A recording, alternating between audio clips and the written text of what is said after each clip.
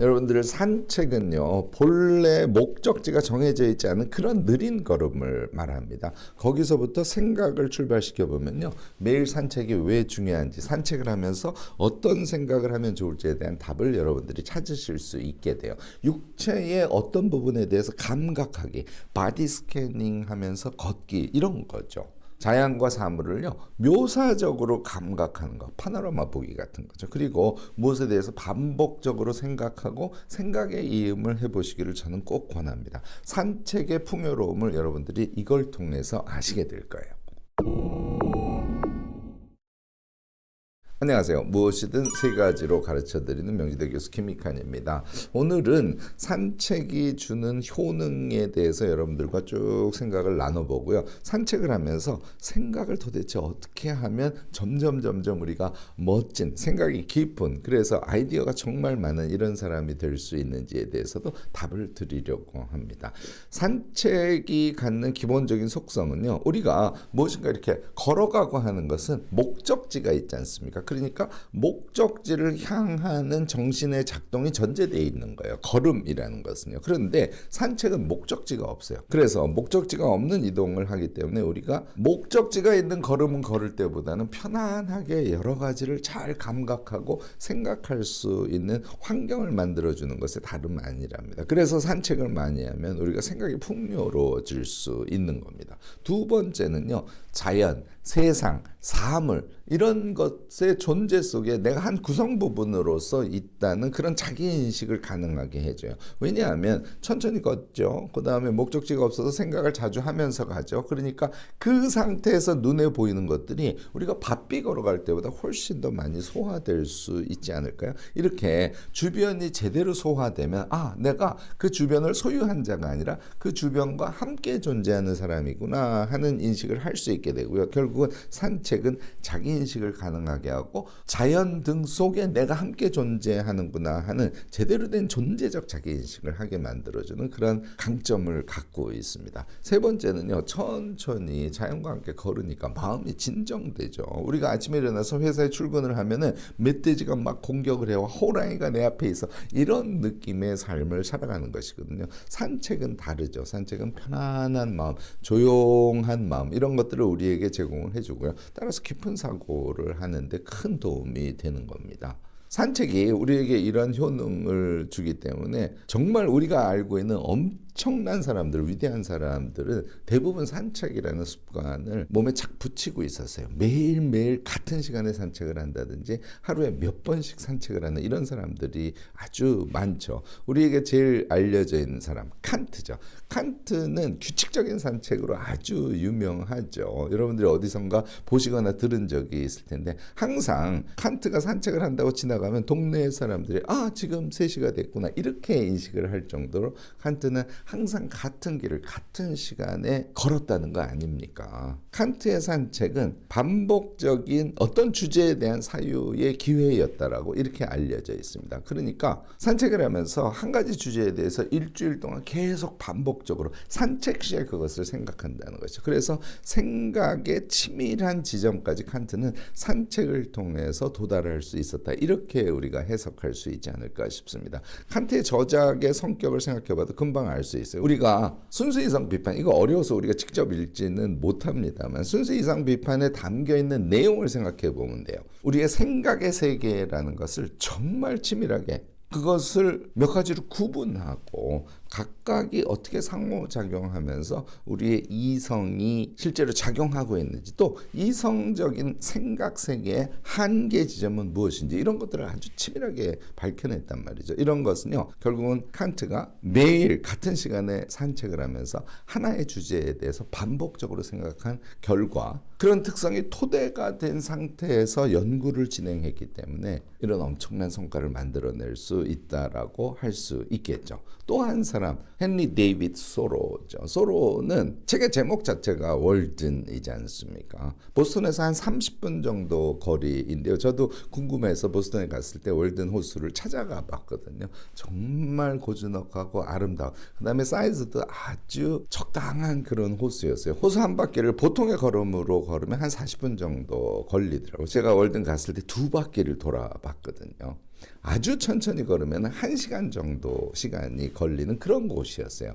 여기서 소로는 산책을 매일같이 하루에도 2-3번씩 산책을 했다는 거 아닙니까? 이렇게 산책을 하면서 자연의 흐름을 느꼈을 거고요. 거기에서 맑은 정신의 상태를 쉽게 만들 수 있었을 거예요. 그러니까 그 맑으면서도 깊이 있는 사유의 세계를 소로는 산책을 하면서 얻을 수 있지 않았을까 싶습니다. 이러한 그의 산책에 의해서 소로의 세상 비평을 보면 정말 맑아요. 순수한 기준에 의해서 세상을 아주 예리하게 비평을 할 수 있었던 것이죠. 뿐만 아니라 우리가 월든을 읽어보면 알겠습니다만 자연에 대한 아주 세밀한 묘사적인 서술도 많이 하고 있죠. 이것이 이제 우리에게 큰 감동을 주기 때문에 월든이 사실 읽어보면 그다지 쉬운 책은 아닙니다만 정말 많은 사람들이 애독을 하게 됐지 않았을까 싶습니다. 여러분들, 저는 매일 20분씩 산책하는 것을 적극적으로 원합니다. 매일 하시는 게 아주 중요합니다. 이 산책을 구체적으로 어떻게 하면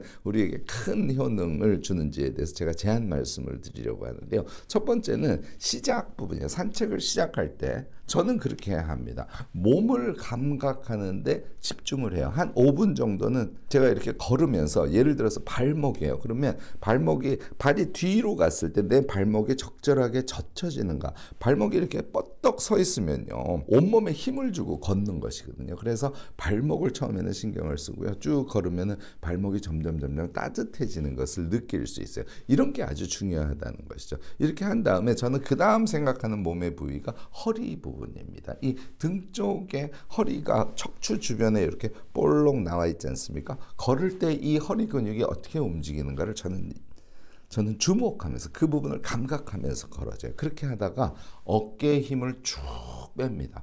내가 지금 걷고 있는데 어깨에 있는 힘을 빼고 허리는 고추 세워서 자세가 정확하게 서 있는지 이런 것들을 신경을 쓴다는 것이죠. 그 다음에는 뇌를 생각합니다. 걸으면서 뇌가 편안하게 땅 밑으로 쭉 내려오고 있는 느낌인지, 뇌가 막 긴장해 있는 상태인지 이것을 느끼면서 뇌를 편안하게 만들어주는 그런 상상을 하면서 걷는다는 것이죠. 이렇게요, 우리가 산책을 하면서 처음에 몸을 감각하면서 산책을 하지 않습니까? 전체적으로 편안함을 느낄 수 있게 해준다는 장점이 있을 뿐만 아니라 복잡했던 나의 생각의 세계가 아주 단순화되고 머리가 이렇게 비어버리는 그런 느낌을 여러분들이 가질 수 있게 되지 않을까 싶습니다. 두 번째는요, 한 5분 정도 이렇게 한 다음에 그 다음부터는 자연과 사물을 감각하는 데에 저는 신경을 좀 쓰는 편이랍니다. 걸으면서 쭉 보는 거예요. 묘사적인 관찰이다, 제가 이런 표현을 쓰는데요. 내가 자연을 보면서 그 자연의 디테일들을 쭉 봐요. 여기도 보고 저기도 보고 눈을 쭉 왔다 갔다 하면서 묘사적으로 사물을 보고 묘사적으로 자연을 보고 느끼는 것이죠.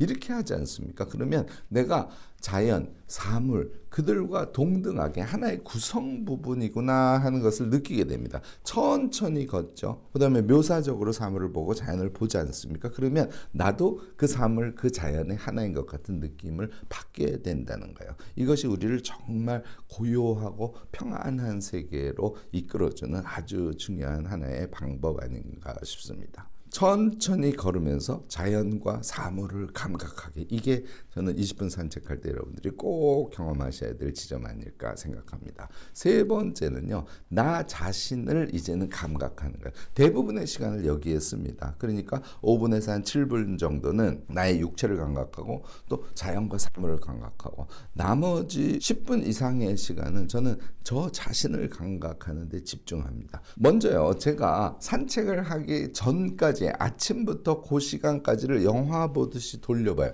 이 얘기 제가 엄청 자주 하죠. 일상 기록을 쓰고 일상 기록을 쭉 한번 보고 아침부터 현재까지의 나의 일을 영화 보듯이 돌려보는 거, 이게 나를 알아가는 과정이다, 이렇게 말씀을 드리고, 이런 생각력이 우리 몸에 착 붙었을 때 우리는 자기 자신을 들여다보면서 자기가 원하는 것이 뭐고 자기가 무엇을 할 수 있고 등등도 정확하게 알 수 있게 됩니다. 이런 얘기를 제가 자주 하지 않습니까? 산책하면서 이 생각부터 먼저 돌려줍니다. 사실 이렇게 하면요, 머리가 슬슬 돌아가는 그런 느낌을 받을 수 있어요. 그렇게 한 다음에 제가 하는 것은 그 시점에 나에게 필요한 것들이 여러 가지가 있을 거란 말이죠. 그 구체적인 것에 대한 생각하기에 돌입을 합니다. 걸으면서 이제 어떤 주제에 대해서 생각을 하게 되는 것이죠. 예를 들어서 제가 유튜브 주제에 대해서 좀 생각을 해야 될 시점이야. 그러면 걸으면서 유튜브 주제에 대해서 생각을 합니다. 이 생각을 할 때도 사람들이 일상을 이렇게 살아가겠지 하고 사람들의 일상을 연상하면서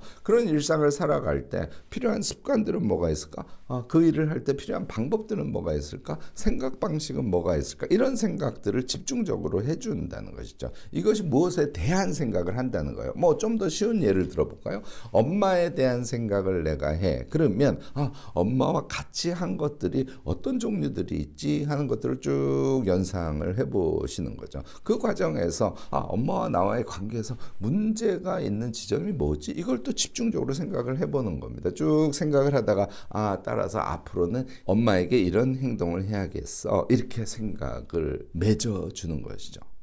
이런 식의 생각을 제가 무엇에 대해서 생각하는 것이다 라고 말씀을 드리는 겁니다. 무엇에 대해서 생각하는 것과 달리 우리가 공상이 다양하게 이루어지는 그런 생각 세계가 있어요. 그런데 저는 산책할 때는 그 공상의 세계보다는 무엇인가에 대해서 집중적으로 생각하는 그런 시간을 갖기를 권합니다. 저는요, 이 세 번째, 그러니까 무엇에 대해서 생각하는, 나의 생각에 대해서 생각하는 것이 끝나면 이번에는 역순으로 가요. 다시 자연을 쭉 파노라마 보듯이 자연의 모습에 집중하면서 걷기를 하다가 마지막에는 저의 몸의 일부에 대해서 아까 얘기한 발목, 허리 근육, 어깨, 뇌 등을 생각하면서 또 천천히 걸어주고 이렇게 해서 산책을 끝낸다는 것이죠.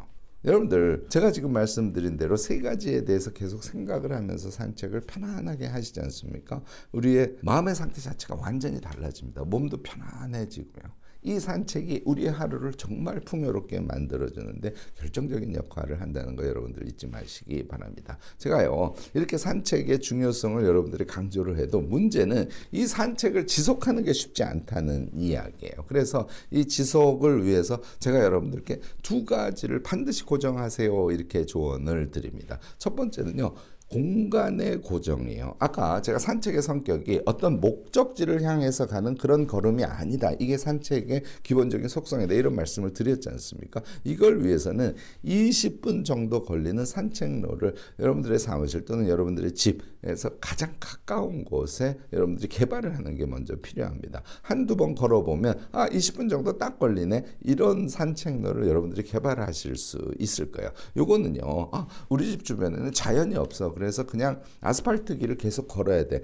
주어진 조건에서 최적의 산책로를 개발하면 됩니다. 가로수라도 있지 않습니까? 그것으로 충분하죠. 그래서 중요한 것은 매일 똑같은 길의 변경 없이 여러분들이 공간을 고정해서 산책하는 거, 이게 아주 중요합니다. 두 번째는 당연히 시간 고정입니다. 저는요, 점심 식사 후에 산책하기를 권해요. 또 다른 시간을 낮 시간에 여러분들이 선택한다면 오후 3시 정도가 저는 아주 적당하다고 생각합니다. 왜냐하면 식사를 하고 좀 몸이 무거워지기 시작할 때거든요. 3시 정도 되면 좀 졸리기도 할 시간이죠. 그럴 때 여러분들이 산책을 하면서 우리의 정신과 몸을 맑게 만들어준다면 일상을 우리가 아주 풍요롭게 보낼 수 있게 되지 않을까요? 물론요, 아침 시간이나 밤 시간도 아주 좋습니다. 여유가 닿는 사람들은 아침 시간에 매일 산책을 하면 빼놓지 않고 여러분들이 산책을 계속할 수 있다는 장점이 있고요. 또 주무시기 전에 산책을 하시는 분들도 있어요. 이것도 나쁘지 않습니다. 어쨌든 중요한 것은 공간과 시간을 고정한 상태에서 하루도 빠지지 않고 여러분들이 산책을 하는 것, 이것이 아주 중요하다는 거 강조해서 말씀을 드립니다.